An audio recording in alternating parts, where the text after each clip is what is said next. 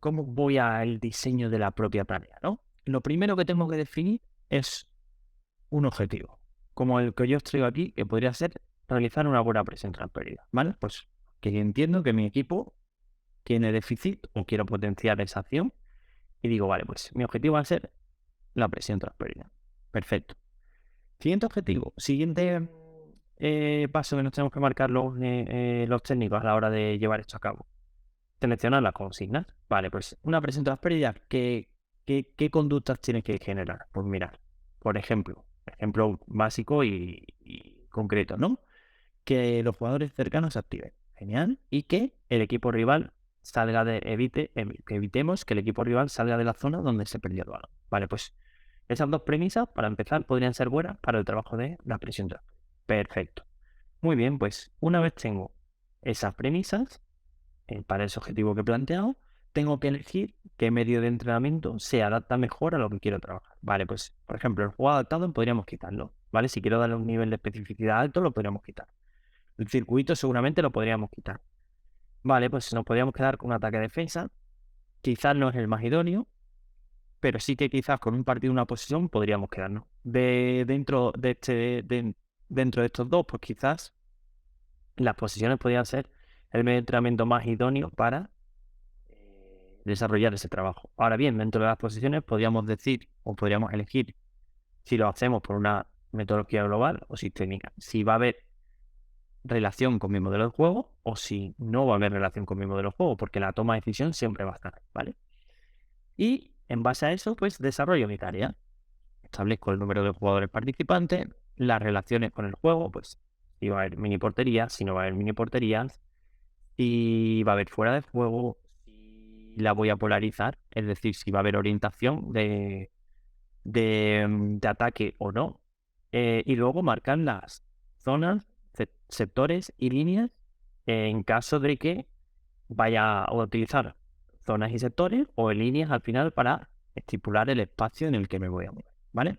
Para terminar, vamos a hablar de qué condicionantes pueden tener las tareas a la hora de diseñarlas y, bueno, 2 o 3 conceptos que tenemos que tener en cuenta a la hora de plantear nuestros entrenamientos, ¿no? A la hora de de tener en cuenta las condicionantes de la propia tarea, pues bueno, como aparece aquí, tenemos que tener o tenemos que saber generar reglas que provoquen una actuación preferencial. A esto nos referimos con que si yo busco que se genere o busco que mi objetivo sea la presión de prosperidad, tengo que modificar o encaminar la tarea para que se dé muchas veces la presión de prosperidad, ¿vale? De una tarea base que podemos encontrar, como puede ser un fútbol reducido, doble área, ¿no? Me imagino que puedo ver esta tarea en un entrenamiento de un equipo profesional, pues digo, vale, pues esta tarea me gusta, esta situación de partido me gusta, pero claro, yo ahora la voy a condicionar para trabajar con zonas, trabajar con marca individual, por ejemplo, trabajar con comodines exteriores, trabajar con mini porterías, vale, pues todo esto de una sola tarea, puedo tener una riqueza enorme a la hora de diseñar, ¿vale? ¿Cuáles son los condicionantes que tenemos que tener en cuenta? Los básicos y quizás más importantes con los que podemos empezar a diseñar una tarea son el material y el tiempo, ¿vale? Con material hablamos de si voy a meter porterías y esa dimensión que pueden tener las porterías o si hay algún material adicional, ¿no? Y con el tiempo, pues aumentar o disminuir la duración de la tarea. Con el tiempo, al final, nos lo vamos a llevar a trabajar en un régimen condicional, sobre todo a nivel de resistencia, en cuanto a anaeróbico, láctico a láctico, ¿vale? Porque vamos a tener más o menos tiempo para, como aparece aquí, potenciar comportamientos, ¿vale? O, en este caso, pues darle prioridad a una vía energética, ¿no? Y con el material, pues cuanto más material meta dentro de la tarea, es decir, si pongo mini porterías por dentro, como en la conservación que habéis visto antes, de la que os expliqué al principio, si meto picas haciendo compuertas, no sé, lo que se os pueda ocurrir, pues como aparece aquí, se pierde lógica interna del juego, ¿no? Normalmente los ejercicios o las tareas, los medios de entrenamiento que más material conllevan, pues pueden ser un circuito como veis aquí, ¿no? Que sí, ahí sí que podría tener cabida, porque al final que pierda lógica interna me da igual. Hemos dicho que son tareas que son descontextualizadas. ¿vale? ¿Qué más cosas son importantes? El espacio. De espacio no hablamos solo a qué dimensión tiene el espacio, sino qué forma. Puedo jugar con rectángulos, cuadrados, círculos, hexágonos, triángulos, todo lo que os imagináis. Al final va a depender un poco del objetivo que busque, ¿vale?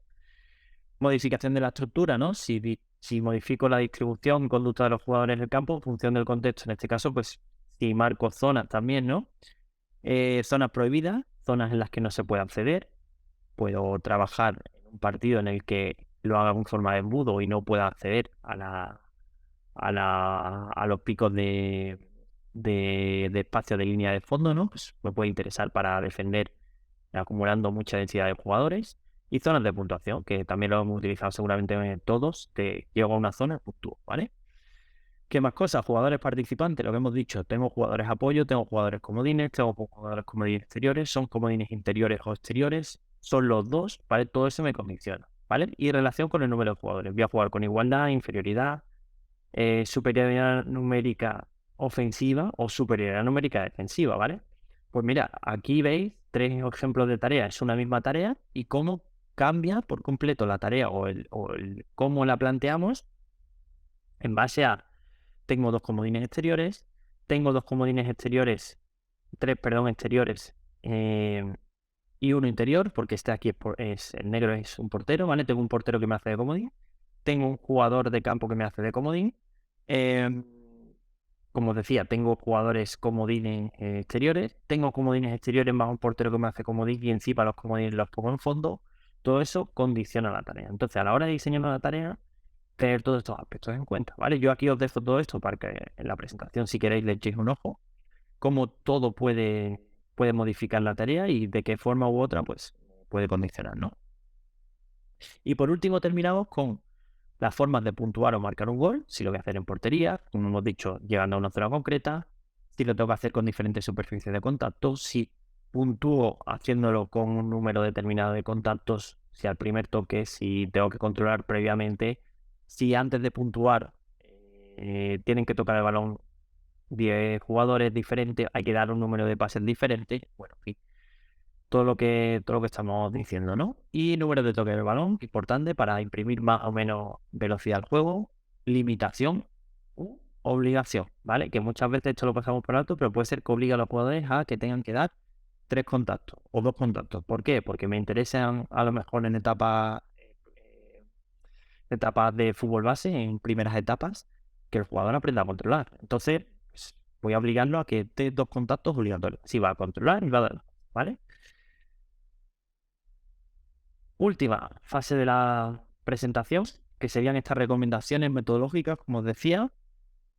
Vale, la primera recomendación que os lanzo es tener en cuenta la toma de decisión, ¿no? Y muchas veces hacemos tareas en las que cuando repetimos esa tarea, cuando la hacemos un número determinado de veces, ese jugador automatiza la tarea en sí, ¿no? Entonces, cuando automatiza la tarea, ya la toma de decisión se pierde. Esto es igual, siempre pongo el mismo ejemplo, cuando nos hagamos el carnet de conducir. Las primeras veces estamos atentos a 1000 estímulos diferentes, pero conforme cogemos ese hábito, ¿no? Cogemos esa costumbre y somos capaces de centrarnos más en otras cosas que no es solo en los estímulos exteriores, automatizamos. Prácticamente automatizamos la conducción y muchas veces si encima es un recorrido que solemos hacer continuamente, como por ejemplo el del trabajo a casa, pues al final automatizamos y pierde toda la estimulación externa, ¿no? Pues esto es igual, una tarea es lo mismo, ¿no? Llega un punto en el que si repetimos la misma tarea siempre, se automatiza. Esa tarea al final, la consecución de ese objetivo va a ser difícil ya, porque al final no vamos a tener ese caos, ¿no? Que nos genera la tarea. Por lo tanto, vamos a intentar cambiarla, ¿no? Y bueno, tener esa toma de decisión en cuenta. Como os decía, cuando esa tarea se automatiza, vamos a realizar lo que denominamos como evolución o progresión de la tarea, ¿no? Pues esta tarea, aquí que veis, simple, imaginaos que este grupo ya la tiene automatizada, aumentamos la complejidad. ¿Cómo aumento la complejidad de la tarea? Pues simplemente metiendo mini portería. Ya ha aumentado la complejidad. O metiendo un comodín. O diciéndoles que para puntuar hay que hacer 10 pases, ¿vale? El momento en el que progreso, ¿no? O utilizo ese principio del entrenamiento que es la progresión, ¿no? Pues dificulto la tarea. Variantes. Siempre creo que es necesario que de todas las tareas llevemos una o dos variantes, aunque luego no las utilicemos, pero por si vemos que al final la tarea que hemos diseñado o se automatiza muy rápido, incluso en la propia sesión de entrenamiento, o simplemente que la tarea no sale pues porque el nivel de complejidad es muy alto. Entonces, en ese sentido, yo sí que creo que es necesario que sepamos diferenciar entre qué es una variante.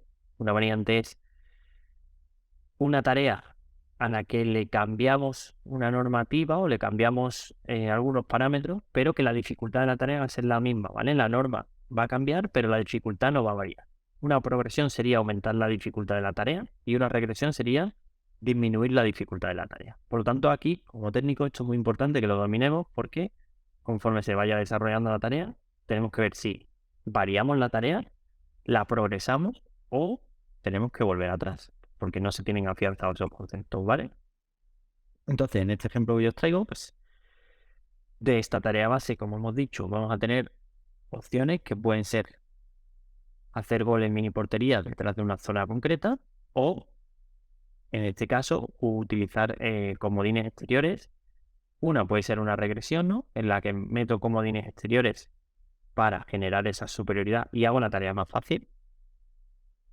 Y esta, por ejemplo, puede ser una tarea que puede ser una progresión en la que para hacer gol el equipo que ataca a la zona de mini portería pues tiene un área en la que no puede entrar y al final utilizar ese golpeo de precisión para poder hacer. Bueno, pues al final son diferentes situaciones. Puede ser una progresión para un equipo, una variante o ni siquiera una variante porque el otro equipo va a atacar a la portería y se va a quedar igual, es verdad que luego vamos a cambiar los roles, pero igual aquí puede ser una progresión para el equipo defensor porque tiene que defender en inferioridad sin la ayuda de los comodines, pero una regresión para el equipo en rojo, ¿no? Que mantiene la posesión de balón porque sí que tiene una superioridad numérica. Importante en fútbol base, lo que hablamos antes de los medios, optimizar el tiempo, ¿vale? Se debe apurar al máximo la implicación motriz y maximizar en la medida de lo posible el tiempo. Para ello, ¿qué estrategias podemos utilizar? Bueno, pues se puede utilizar la estrategia de montar tareas sobre tareas que ya estén montadas, aprovechar ese espacio. Si somos más de uno en el cuerpo técnico, pues cuando vaya llegando al final de la tarea, pues que el otro miembro del cuerpo técnico vaya organizando la siguiente tarea, que el jugador sea partícipe incluso de recoger la tarea que hemos terminado y que incluso sepa dónde tiene que colocar algún material de la siguiente tarea. Bueno, pues ahora hay diferentes herramientas para que lo tengamos en cuenta porque de una sesión de entrenamiento normalmente de 90 minutos, el tiempo efectivo, quitando las explicaciones, quitando ese tiempo de limpiar zonas y montar tareas nuevas, pues al final entreno en torno a 75 o 70 minutos en los mejores casos, luego, siendo lo más optimista posible. Entonces, tenerlo en cuenta, ¿vale? Tener el material montado, como os decía, en la medida de lo posible, pues si tengo la posibilidad de tener campo entero, que entiendo que será difícil, pues, si tengo la posibilidad, pues ya dejo el campo montado. Si puedo montarlo con tiempo, pues lo dejo montado y simplemente transito de una tarea a otra. Dentro del campo, del espacio que tengo medio campo, pues si puedo utilizar un cuarto de campo para montar una tarea y otro cuarto de campo para dejar otra tarea montada, pues igualmente, ¿vale? En ese sentido, lo que os decía, intentar la medida lo posible, maximizar el tiempo. No hacer ejercicios que dominen, muy en consonante, ahora vamos a hablar al principio de progresar los ejercicios. Y si sé que un ejercicio ya domina el jugador, pues vamos a darle un estímulo diferente, ¿no? Es verdad que existen tareas que solemos hacer porque sabemos que van a salir bien y que a nivel emocional va a conseguir que nuestros jugadores terminen la sesión motivados o terminen la sesión con ese plus que necesitan. Vale, puede ser una buena idea, pero que no sea lo normal, ¿no? Que no sea lo que hagamos en nuestro día a día. Evidentemente, exista siempre la presencia del balón. Hablábamos de esa especificidad, por lo tanto, siempre tiene que existir la presencia del balón. Y lo que os decía al principio, los medios de entrenamiento nunca deben ser limitantes para conseguir los objetivos. A pesar de poder ser determinantes en fútbol base, porque es lo que hemos dicho, ¿no? Pues tener o contar con más o menos espacio, más o menos tiempo puede ser determinante, pero en el diseño de tareas siempre se tiene que dar consiguiendo ese objetivo que buscamos.